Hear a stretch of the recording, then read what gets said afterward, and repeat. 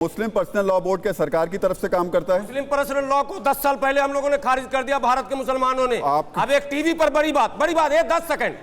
मुस्लिम personal law ने, अब बड़ी बात बोलने जा रहा हूं, एक लेटर जारी किया था अभी 6-8 महीने पहले। कोई भी मुस्लिम स्कॉलर टीवी पर नहीं जाएंगे, सारे स्कॉलर आ रहे हैं। That's means Muslim personal law खत्म, खेल खत्म।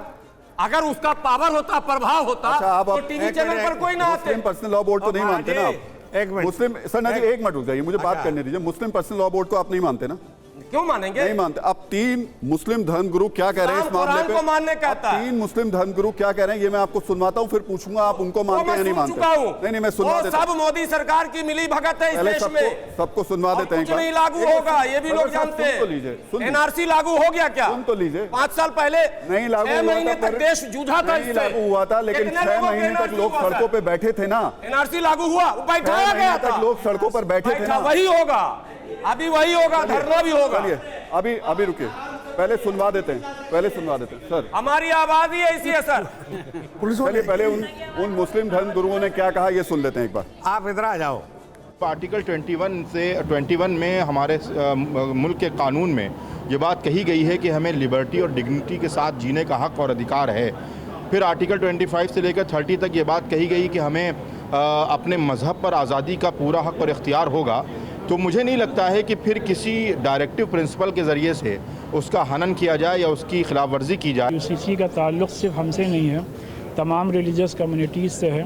और पर्सनल लॉ बोर्ड ने ये बात भी कही है कि यूसीसी जो है वो हम लोगों को काबिल कबूल नहीं है, और इस सिलसिले में कानूनी दायरे में रहते हुए जो भी बात है कॉन्स्टिट्यूशन की रोशनी में लॉ कमीशन के सामने इससे पहले भी रखा गया था, फिर रखा जाएगा। हर आदमी अपने धर्म की किताब को पहले मानता है और हर आदमी अपने धर्म की किताब पर ध्यान रखता है। इसलिए इस प्रकार की बात को सामने रखते हुए वो इस यूनिफॉर्म सिविल कोड को लागू किया जाए, और हम इस बात का बहिष्कार करते हैं, इस बात के लिए डिनाई करते हैं कि अगर वो मुसलमानों के ख़िलाफ़ हुआ या मुसलमानों के लिए बहुत नुकसानदेह हुआ तो हम उस चीज़ को बिल्कुल कबूल नहीं करेंगे जो मुसलमानों के ख़िलाफ़ हुआ। तो सरवर साहब, यही जो एक बड़ा तबका है वो कह रहा है कि धर्म की किताब को ऊपर रखेंगे, संविधान को नीचे रखेंगे। एक मिनट सर, तबका नहीं है सर, ये चुटकी भर लोग हैं। मैं बार बार कह रहा हूँ और बार बार हमारी आवाज़ पर एतराज़ उठाया जा रहा। मैं यहाँ तो कोई मशीन है नहीं कि मैं दबा दूँ कि हल्का हो जाए। ये तो प्रकृति ने जो दे रखा वही है। एक बात जान लें, शाहबानों का मामला तो बड़ा चर्चे में रहा ना, वकील साहब हैं। 125 का मुकदमा मुस्लिम महिला अगर कोर्ट लेकर जाती है, वकील साहब पूछना चाहता हूँ उसको कोर्ट क्या ऑर्डर करता है आज की तारीख में, ये बताइए। नहीं, बिल्कुल मेंटेनेंस मिलता है उनको, मिलता है ना। तो कहाँ शाहबानों में जो हल्ला हुआ वो गलत हो गया ना, फर्जी हो गया ना भाई। अब मना आफ्टर डाइवर्स आफ्टर मेंटेनेंस था ना भाई, मेंटेनेंस आफ्टर डाइवर्स, यही तो इशू था ना, लेकिन वो तो रहा ही नहीं। आज भी कोर्ट जाने इस देश में मैं जमीनी हकीकत बात कर रहा हूँ आपसे, इस देश में कितने लोग हैं जो अदालत तक जा पाते हैं और कितने लोग केस लड़कर अपना ये मुआवजा ले पाते हैं, हम सब जानते हैं। पर कितने लोग आ पाते हैं? एक मिनट सर, एक मिनट 5 बताइए सन्ना साहब, फिर मैं उसके बाद आऊंगा, वरना आप कहेंगे कि मैं आपको पूछ नहीं। आप देखिए, ऐसा है, इन्होंने अर्ज की है कि हमको हर धर्म का यह सत्कार करना चाहिए। मैं कहता हूँ गुरु ग्रंथ साहब में सब धर्मों की वाणी है। भगत कबीर की है, सूरदास की है, भगत नामदेव की है, जो कहाँ के थे, शेख फरीद की है। जो सत्कार हम गुरु नानक का करते हैं, हम रोज मस्तक टेकते हैं, सबका सत्कार करना हमें बेसिक प्रिंसिपल्स कहा गया है। बहुत अच्छी बात। एक दूसरी बात मैं कहना चाहता हूँ, ये लॉ कमीशन बना है, इस लॉ कमीशन में सिखों से पूछा गया भी आपका रिप्रेजेंटेटिव कौन होगा। श्रोमणी गुरुद्वारा प्रबंधक कमेटी सिखों की नुमाइंदा जमात है, श्रोमणी अकाली दल सिखों की नुमाइंदा पॉलिटिकल जथेबंदी है। क्या उनसे पूछा गया भाई लॉ कमीशन में आपका कौन सा रिप्रेजेंटेटिव चाहिए? हम अपने आप को सेफ समझते हैं, आप लॉ कमीशन बना रहे हो, हमारा रिप्रेजेंटेटिव ही नहीं है, हम कैसे आप एतबार करेंगे?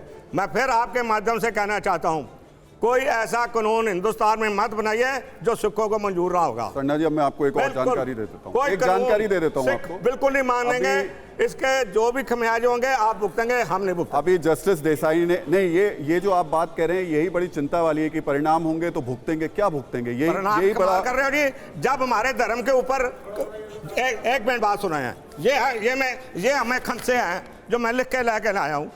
ये आप देखिए, पढ़ के बताइए ना, आप पढ़ के ये सुनाइए। लो, आप पढ़ इसको मैं गारंटी दो भी ये इसमें से कुछ नहीं होगा। तो आप पढ़ के सुनाइए ना, यही तो इसी वजह से तो आपको इस विमर्श में शामिल किया गया। बताइए, आप अपनी जगह जाएंगे वहां से बताएंगे तो जरा थोड़ा अच्छा से समझ में आएगा। सब लोग सुन पाएंगे। अब खड़े होकर बताइए। लेकिन सरना साहब, शुरू करने से पहले एक बात जरूर, जो लैंग्वेज आपने यूज की कि परिणाम भुगतने पड़ेंगे, वो हमें नहीं, वो एक मेरी बात सुनो। हम जब बात कानून की करते हैं ना, तो ये थोड़ी मर्यादित भाषा नहीं। एक मेरी बात सुनिए, आपने हिंदुस्तान की बांटनी देखी, हमने बंटवारा देखा है, हमने जमीन जायदाद अपने धर्म के लिए सब कुछ छोड़ के यहाँ आए हैं। इसलिए हमें धर्म प्यारा है, जमीन प्यारी नहीं है। हम सब कुछ छोड़ के यहाँ आए हैं, करोड़ों रुपए छोड़ के आए हैं, 200 साल के वहां रहते हुए व्यापार बंद करके यहाँ आए हैं। भाई ये हिंदुस्तान हमारा मुल्क है, इसमें हमारा धर्म सेफ है। और अगर यहाँ भी हमारा धर्म सेफ नहीं होगा तो वेयर वी विल गो? हमें अपनी बात कहने का भी हक नहीं है। अच्छा, आप पॉइंटर्स पढ़िए, आप बताइए क्या क्या आपकी आपत्तियां हैं।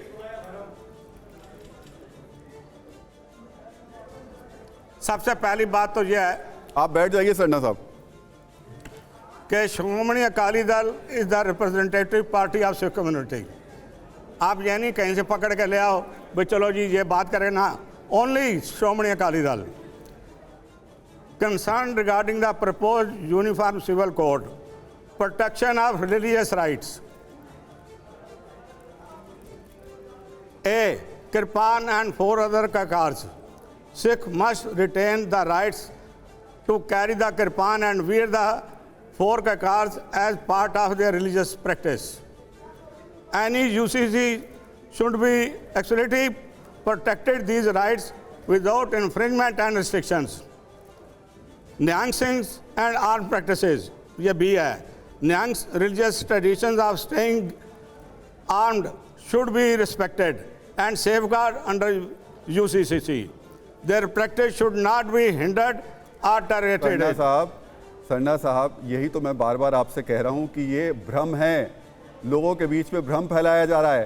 प्रधानमंत्री भी ये बात बोल चुके हैं, किसी की भी धार्मिक पूजा पद्धति मान्यता में यूसीसी में कोई दखलंदाजी नहीं होगी। मैं सर ये बात आप जो बातें कह रहे हैं वो आपकी पूजा पद्धति है, वो आपकी परंपरा है, वो कहीं नहीं आएगी। यहाँ पर बच्चा गोद लेना होना चाहिए था ताकि हमें सारी सही बातें बोले, हम धर्म में ना जाए। मैं एक उदाहरण देना चाहता हूँ। पहली बात तो सिख कम्युनिटी हमारी सिरमौर है। ये आप देना सरकार को। मैं सर जवाब, ये हमारी कंसर्न है, मैं सर ये हमारा कंसर्न है। आप ये मत को, एक बात सुन लो, जितना सिख वफादार है हिंदुस्तान का उतना कोई भी नहीं है, मैं सब में कह रहा हूँ। बिल्कुल बिल्कुल, इसमें कोई दो राय नहीं और कोई इनकार कर नहीं सकता सरना साहब। देखिए, मैं ये कहना चाहता हूँ, मन में जो आपत्तियां हैं, जो भ्रम है, एक बार वो जरूर। पहली बात मैं ये कहना चाहता हूँ कि सिख कम्युनिटी हम लोगों, एक मिनट सर, एक मिनट प्लीज, जो हम लोग डिबेट कर रहे हैं उस तक रहिए। मैं ये बताना चाहता हूँ, सिख कम्युनिटी हिंदुओं के लिए हमारी सिरमौर है, हमारी सुप्रीम कम्युनिटी है। हम सिख कम्युनिटी का बहुत रिस्पेक्ट करते हैं, उनका आदर करते हैं। और मैं ये भी बताना चाहता हूँ, राम मंदिर के केस में गुरु नानक देव को कोट किया गया था कि गुरु नानक देव ने राम मंदिर के दर्शन किए थे, सरयू का स्नान किया था। तो मैं जो आज सरदार साहब कह रहे हैं, मैं उनकी बात को कहना चाहता हूं, इनकी जितनी बातें हैं सब सर माथे हैं, इस पे कोई इंटरफेरेंस ही नहीं है। एक हमारा अभी रुक जा, आ रहा हूं आपके पास, आ रहा हूं। सुप्रीम कोर्ट का वायलेशन करने दीजिए। राम मंदिर जब था ही नहीं वहां पर, तो गुरु नानक देव कैसे चले गए? गुरु नानक देव, मैं सुप्रीम कोर्ट ने कहा है। 1510 का गुरु साखी बता रहा हूं, जहां पे गुरु नानक देव ने राम मंदिर के दर्शन किए और सरयू का स्नान किया। हमने कोर्ट किया था अयोध्या के आदेश में सुप्रीम कोर्ट ने कहा कि मंदिर था ही नहीं। आ गए ना आप राम मंदिर पे, मैं भी आऊंगा। मैं सिर्फ ये बात कह रहा राम मंदिर पे कि हम यहाँ पे जितनी सरदार साहब ने बात कही है, इनकी सारी बातें सिर माथे पे, ये सारी चीजें रहेंगी। कोई ये नहीं कह रहा है कि सिख कम्युनिटी का व्यक्ति टर्बन नहीं पहनेगा या किरपान नहीं रखेगा। जो चीजें आपको फॉलो करनी है फॉलो करिए। सुप्रीम कोर्ट में अभी मेरे एक सिख भाई कुछ दिन पहले आए थे किरपान लेके, और सुप्रीम कोर्ट ने अलाउ किया कि आप आ सकते हैं अपने धर्म को फॉलो करते हुए। तो ऐसा नहीं है यहाँ पे किसी भी इंटरनल रिलीजियस इश्यूज पे इंटरफेरेंस हो रहा है। मैं ये बात क्लैरिफाई करना चाहता हूँ। सरना साहब, अब तो कोई कंफ्यूजन नहीं है आपको? नहीं है। देखिए, ऐसा है, कंफ्यूजन नहीं है, पर हम, ये हिंदुस्तान हमारा हिंदुस्तान है। हिंदुस्तान का लफ्ज़ सबसे पहले गुरु नानक साहब जब बाबर की कैद में थे तो कहा था, हिंदुस्तान दराइसी सवेला, हिंदुस्तान का लफ्ज़ 15वीं सदी में गुरु नानक साहब की देन है। पर हमें डर ये है कि राज सत्ता में आके हमारे जाति मामलों में दखल अंदाजी सरकार बिल्कुल ना करे, कानून बनाए, हमें कोई इतराज़ नहीं है। चाहे किसी भी धर्म में हम उसकी मुखाफत नहीं चाहते हैं। सिख किसी के भी, उसका नाम क्या है, जो सिख है, किसी के कोई तकलीफ है तो सिख उसके लिए खड़ा है। चलिए, हम 1 खड़े हैं। घंटे के इस विमर्श में पर आपने ये मैं इतना तो कहना माना है, चाहता हूं, यहाँ भाई तक पहुंचे। सरकार, देखिए, लेकिन सरकार जॉन कोई साहब, ऐसा कानून ना बनाए बिल्कुल जिससे माइनॉरिटीज को डर हो। ठीक है, तो वो तो आपका संशय दूर हुआ ना। जॉन साहब आप बताइए। सर, एक समुदाय यहाँ पर नहीं है, उनकी तरफ से मैं बोलना मांगता हूँ, क्योंकि ये मेरा धर्म है कि जो ना हो उसकी तरफ से भी बोलो। LGBTQ, जी बोलिए। LGBTQ का क्या दर्जा रहेगा यूनिफॉर्म सिविल कोड में? शादी के मामले में, ब्याह के मामले में, तलाक के मामले में, एडॉप्शन के मामले में, रिचुअल्स के मामले में और जायदाद के मामले में। बिल्कुल कौशिक जी, अगर ये इशू है तो निश्चित तौर पर गंभीर भी है और इसका एड्रेस होना भी बनता है। देखिए, LGBT का जो इशू है वो अपने में एक अहम इशू है। इस पर ऑलरेडी सुप्रीम कोर्ट में एक डिस्कशन चल रहा है, एक मैटर पेंडिंग है। उस मैटर में फाइनली सुप्रीम कोर्ट की जो पीठ है वो क्या निर्णय देती है उसको मद्देनजर रखते ऐसा मेरा मानना है। लॉ कमीशन उसको कंसिडर करेगी और लॉ कमीशन नहीं कंसिडर करेगी तो अपने में एक विवाद का मुद्दा रहेगा, ऐसा मेरा मानना है। दूसरी बात ये है कि जो उन्होंने बताई थी कि एक ब्लड रिलेशंस में भी शादी हो जाती है, वो यदि आप मेडिकल पॉइंट ऑफ व्यू से देखेंगे तो हार्मफुल है, लोगों को डिसेबिलिटी होती है। आप ये देखेंगे कि जो यदि आपका जो बेसिकली हम ये कहते हैं कि जो हम क्या चेक करते हैं, हम चेक करते हैं उनका हॉरोस्कोप चेक करते हैं, हम बाकी चीज़ें चेक करते हैं, लेकिन ब्लड ग्रुप कभी नहीं चेक करते। यदि हस्बैंड का भी ए ब्लड ग्रुप है और वाइफ का भी एक ब्लड ग्रुप है, बच्चों में चांसेस हैं कि डिफॉर्मिटी आने के चांसेस हैं। जो गोत्र परंपरा है हिंदू समाज की, उसका जो बेसिक कंसेप्ट पे आप जाएंगे तो बेसिकली ब्लड रिलेशन से ही रिलेटेड है।